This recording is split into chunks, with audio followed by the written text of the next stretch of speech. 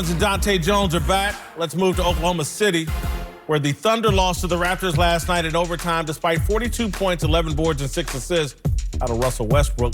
OKC has now lost 4 straight, and while the Thunder were actually the 3 seed at the All-Star break, they've lost 10 of their last 15 and fallen all the way to number 8. This could turn into an embarrassing season for Russell Westbrook and the Thunder if somehow they get the 8 seed and get swept by Golden State.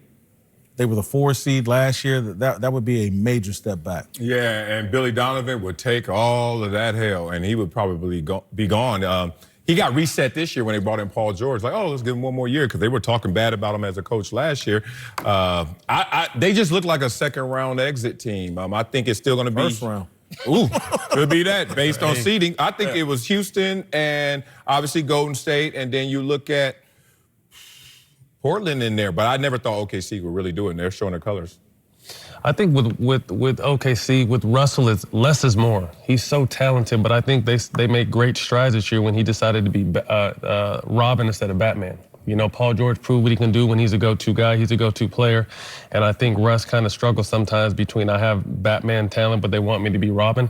But I don't think it's as drastic as we want it to seem. I mean, they're still 7 games back, so they're in the 8th spot because of tiebreaks and stuff, but they're still tied for 6th, basically.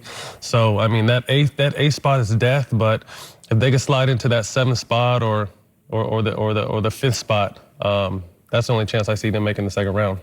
Matchups are always going to be key in these playoffs, regardless of the East or Western Conference. But Paul George has done such a great job at scoring for them that if anything happens to him, he goes down and get injured. Or last night when he fouled out, they rely so much on him to make plays and to score buckets. And it's going to be his show if they go any farther in the playoffs right now, because Russ is doing a good job at taking that 2nd seat.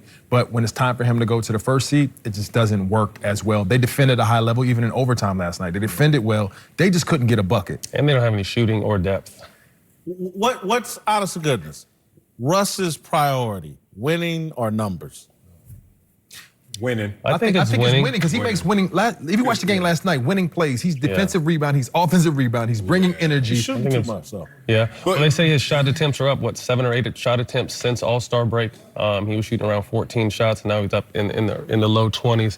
And like I said, I just think that's Russ kind of being Russ, and sometimes less is more for Russ. You got a great co-pilot now. You know, let him be Batman. You continue to be Robin, and that's when they were at their best earlier in the season when people were really scared of them. They got disrupted, though, when Paul George got hurt. The shoulder, the numbers are still trying to recover back to what they were pre-injury. Right. So maybe Westbrook just said, let me go back to my old ways until you come back fully.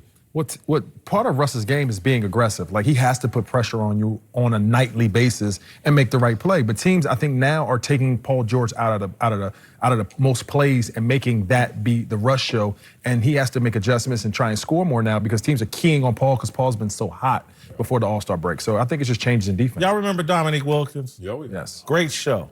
Never was a winner. True story. That's played hard, highlight show, but not a winner. That's what Westbrook. That's the lane he's starting to travel in. Coming up, we'll give you our latest approval ratings for Big Ben, and Uncle Jimmy has a crazy parallel for the Steelers' ongoing drama. Plus, don't forget, Lock It In is live from Las Vegas. Find out how to make some real money as the NCAA tournament heats up. Lock It In from Vegas coming up.